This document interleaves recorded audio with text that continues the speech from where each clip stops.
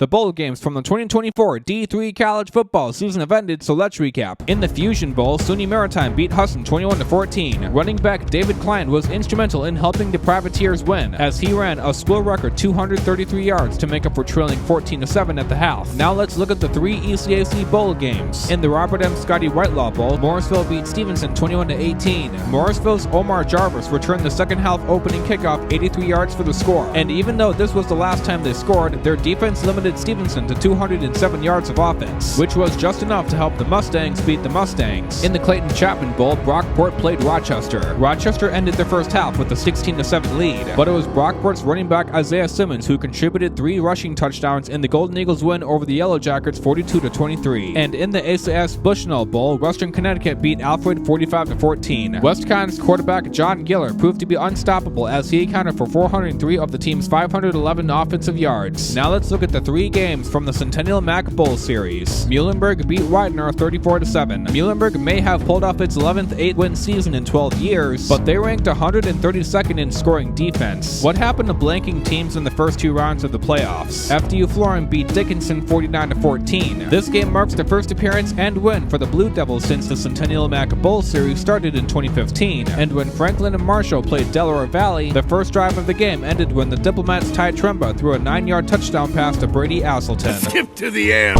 Wow, looks like everyone stopped offensing after that. Now let's look at the 2 games from the Chesapeake Challenge Bowl series. In the Cape Henry Bowl, Washington and Lee beat Wilkes 40-21. The Generals' ground game made the difference as they ran for 358 yards. And in the Cape Charles Bowl, Moravian beat Shenandoah 35-14. This capped off the Greyhounds' first winning season since 2015. Now let's look at the 2 games from the new Open Doors Bowl series. In the Foreverlawn Bowl, Hanover beat Wabash 13-10. This one was decided when Clint Hearn ended the game with a 37-yard field goal. And in the Extra Points Bowl, Westminster, Pennsylvania beat Marietta 27-13. This was despite Marietta having 380 yards of offense to Westminster's 170. In the Cousin Subs Lakefront Bowl, St. Norbert beat Monmouth 20-14. Even though the Scots lost, I have to give a shout out to the cheeseburger of the game, Tevin Baker, who recovered a fumble 49 yards for the scoop and score. And in the greatest bowl game in D3 football, the Culver's Isthmus Bowl, Wheaton played Wisconsin Stout. Wheaton struck first and got ahead to a 20-0 lead halfway through the second quarter. Stout would not give in as they scored 32 points throughout the rest of the game, but it just wasn't enough as Wheaton pulled away to win 35-32. This marks the first time a CCIW team won the Isthmus Bowl since it started in 2021. Shout out to everyone involved for making 13 D3 football bowl games happen. Comment below which conferences should get a bowl game of their own.